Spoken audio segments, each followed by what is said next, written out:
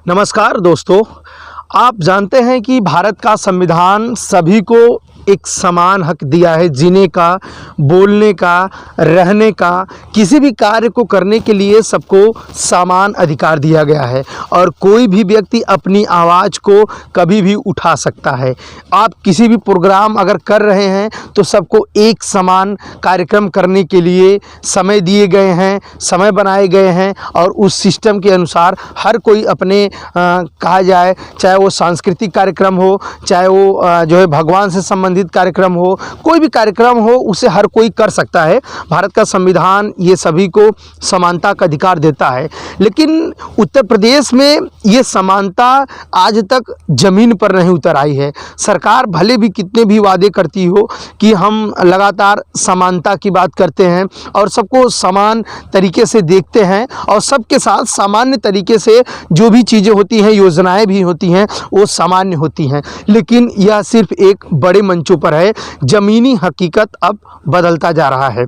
जब कोई व्यक्ति चाहे हिंदू हो चाहे मुस्लिम हो, सब अपने टाइम के अनुसार अपने कार्यक्रमों को करते हैं। जैसे रामायण होता है वो 4 दिन चले, 3 दिन चले, अखंड रामायण हो, कोई हो, गीता पाठ हो, कोई भी चीज़ हो, अपने अनुसार लोग अपने समय पर अपने घर पर भी समय के अनुसार कर सकते हैं। लेकिन जहां दलितों के साथ एक अत्याचार की घटना आई है, उसको सोच करके जो रूह जो है वो काँप जा रहे हैं और ये सरकार के ऊपर एक नहीं अनेकों सवालिया खड़े करते हैं। सरकार से पहले उन पुलिस वालों और उन अधिकारियों के ऊपर सवालिया खड़े होता है जिनको पहले से जानकारी दी गई, लेकिन फिर भी उनके सर में जू तक भी नहीं रेंगा है। एक ऐसा ही मामला उत्तर प्रदेश ज़िले के कानपुर से आया है, जो कानपुर ज़िले के थाना साड़ के अंतर्गत तहसील घाटमपुर का एक मामला है, जहां एक ऐसी ही घटना आई है जिनको सुन करके, जिनको सोच करके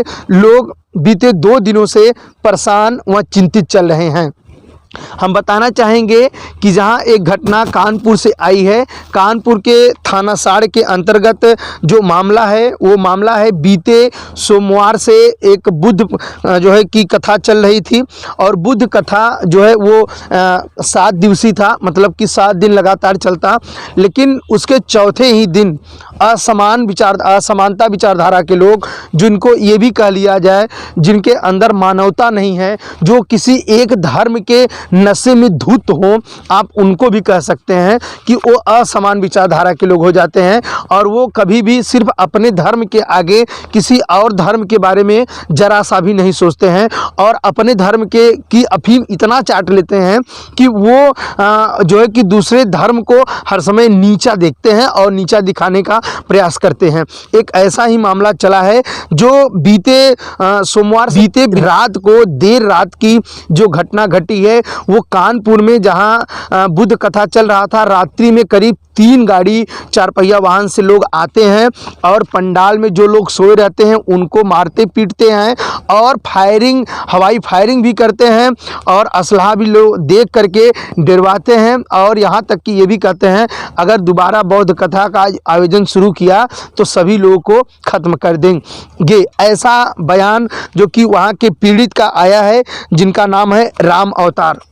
बताना चाहेंगे ये आज की घटना न देख करके आप सन 2022 में आपको लेके चलेंगे। सन 2022 में एक ऐसी ही घटना आई थी जहां राम अवतार जो है कि अध्यक्ष हैं समिति के और उनके द्वारा बुद्ध कथा का आयोजन किया गया था। जो उस वक्त बुद्ध कथा का जब आयोजन किया गया था तो उस वक्त दलितों को इतना ज़्यादा हरासमेंट किया गया था, इतना ज़्यादा वहाँ के लोगों को प्रताड़ित किया गया था कि उनको सरकारी राशन कार्ड से उनका नाम भी काट दिया गया था और ये भी कहा गया था कि आइंदा कभी अगर तुम लोग ऐसा कोई कार्यक्रम अगर किए तो सब लोग को खत्म कर देंगे। लेकिन समिति के अध्यक्ष राम अवतार व समिति के लोगों ने, सदस्य के लोगों ने जब इस कार्यक्रम को सन 2023 में शुरू कराना चाहा, उससे पहले ही जो कि थाना प्रभारी,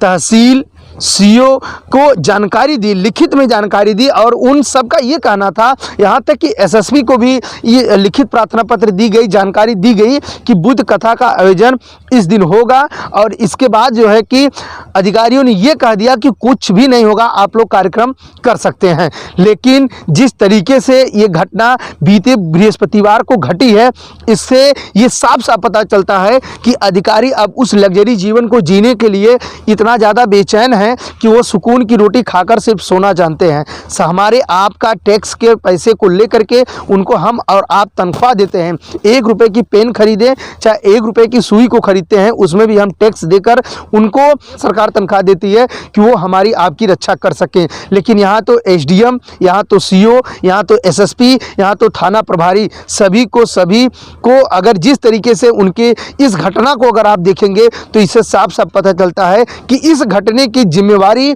इन्हीं अधिकारियों के ऊपर थोपी जानी चाहिए। जिस तरीके से 8 लोगों के ऊपर पुलिस ने मुकदमा दर्ज किया है, इसमें 5 लोगों को पुलिस ने गिरफ्तार किया है, बाकी अन्य आरोपी अभी भी फरार चल रहे हैं। बताना चाहेंगे उन आरोपी में मनीष तिवारी हैं जो विधायक के पीआरओ हैं, दूसरे चंद्रभान मिश्रा, गोलू मिश्रा, शिवम मिश्रा, जीतू मिश्रा, अरुण कोटेदार, किन्नर मिश्रा और विशभ्र मिश्रा जी हैं, जिनके ऊपर SC/SC एक्ट और डकैती व बलवा के मुकदमे पंजीकृत किए गए हैं। 5 लोग को पुलिस ने गिरफ्तार करके कोर्ट में पेश करके उन्हें जो है कि जेल में भेज दिया है। और जिस तरीके से जो पुलिस ने इस मामले को अब ठंडे करने के लिए, पुलिस इस बुद्ध कथा को दूसरी पुनः शुरू कराने के लिए उसको भी काफ़ी मशक्कत करनी पड़ी है। बताना चाहेंगे इस गांव में 2 कंपनी PSC की लगी है, 4 सीईओ की ड्यूटी लगाई गई है, 10 थानों की फोर्स लगाई गई है।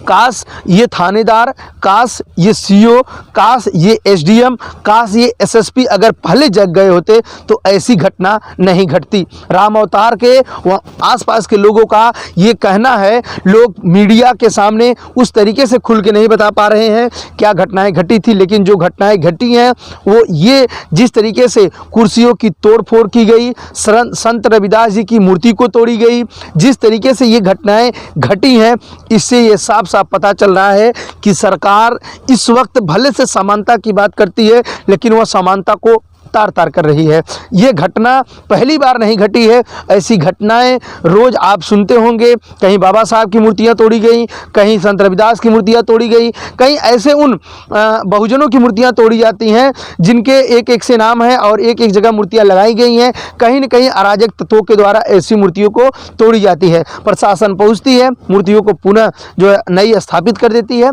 और फिर कार्यवाही में जुट जाती है, लेकिन उसका कोई बड़ा आज तक परिणाम देखने को नहीं मिला है। लेकिन कानपुर की घटना को आप किस नज़रिए से देखते हैं, आप हमें जरूर कमेंट बॉक्स में करके बता सकते हैं।